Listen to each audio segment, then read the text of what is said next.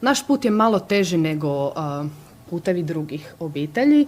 Iz razloga je u istom onom trenu, kad je Korini počela dobivati dijagnozu, moj suprug se razbolio. I zapravo vidite da niti radi nje, niti radi njega meni nitko nikad nije ponudio nikakvu psihološku pomoć, jer možda se sad malo rasplačem jer mi je jako teško pričati o tome, ali ja se dobro sjećam mog najgoreg dana u životu. Znači, ne znam koji je datum bio, ne znam koji je dan u tjednu bio, ali točno znam kako je taj dan izgledao. Mi smo završavali tjedne terapije u Bizovcu. Zadnji dan nam je i logopedica i radna terapeutica rekla da je to vrlo vjerojatno autizam.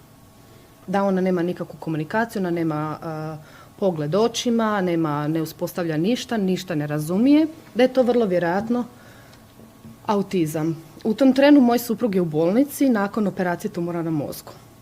Ja dolazim u bolnicu i sad neću njemu ništa reći, jer šta ćemo sad to je još je to upitno, još ja sebi u glavi razmišljam, a možda se još to ne događa. I on meni govori, joj, danas ti je onaj moj najdraži doktor, molim te, odi kod njega po informaciji da vidimo kako ide sljedeće, jer sam već pomalo gubio radi operacije na mozgu, pa više on i ne razumije sve kako treba. Ja odlazim kod njegovog najdražeg doktora, ulazim unutra, mi krenemo pričati i on meni govori, to vam je nažalost maligni tumor. I ja naravno idem raspad sistema i on meni govori, nemojte mi ni slučajno tu plakati. Neću da vas vidim da plačete. Ja ne podnosim kad žene plaču. I ja šta ću? Valjda malo me je šokirao, pa sam se tu malo skulirala. I on govori, nemojte slučajno govoriti ništa suprugu. On mora sad biti vedar, on mora biti sad veseo, on ima jako tešku bitku ispred sebe. Zadržite to neko vrijeme za sebe.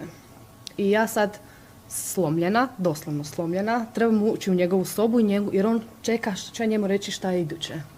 Ja ulazim u tu sobu i na vratima stojim 3-4 sekunde i meni govori, što čekaš, uđi unutra. I skupljam onako svu snagu što imam u sebi, osmijeh od uha do uha i kažem mu, ma sve je divno, sve je super, evo završili smo s Korininim terapijama, sve ide kako treba, nemoj se ti ništa brinuti, ti se koncentriraj na sebe.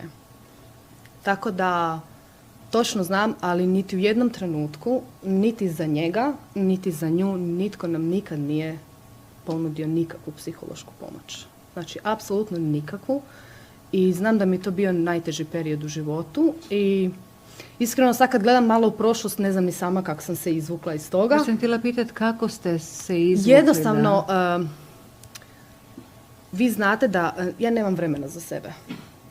Znači, u tom trenutku ja sam tu sebe stavila po strani, ja sam tu nebitna, bitno su njih dvoje. Nije bilo alternative osim uspjeha. Tako je, da. Jednostavno moram moram ja njih dvoje i ja sam sad trenutno u ovom trenu, ja sam zdrava i moje vrijeme će doći. Tako da. Hvala. I tako da, suprug se nažalost teško jako razbolio, nije preživio, preminuo je. Ja sam bila sa njim 3 mjeseca u Zagrebu dok on nije preminuo i onda sam se vratila nazad i sad vi stanete i sad što dalje? Znači ja sad moram dignuti sebe i moram sad opet misliti na nju jer ona je stala sa terapijama. Ja sam bila 3 mjeseca u Zagrebu, ona nije ništa radila. I onda opet moraš ti sebe psihički dignuti jer u biti sam imala osjećaj kao da ja za sebe nemam vremena. Znači ja nemam vremena sad odtugovati to što sam ja izgubila supruga, što je ona izgubila oca, nego se ja moram koncentrirati. Mene je samo u glavi bilo moraš sad riješiti, nadoknaditi ono što ste vi izgubili ovih par mjeseci. Ok, ovo je sad samo završilo. Samo da još malo ilustriram, oprostite što vas prekidam i oprostite ako vas povrijedim. Ne, u redu, sve ok. Je li Korina u tom trenutku mogla percipirati da tate više nema? Jedan period čak je. Zapravo, meni je jako teško bilo što ja sam nju ostavila kod svoje mame i tate. Ja imam 4 sestre i 3 brata. Ona je kružila kod svih. Malo kod jednog, malo kod drugog. I njoj je bilo jedan period zanimljivo. Poslije više nije bilo zanimljivo. Zašto nema ni mame, nema ni tate? I onda je se počela razboljevati. Doslovno iz ničega dobije temperaturu.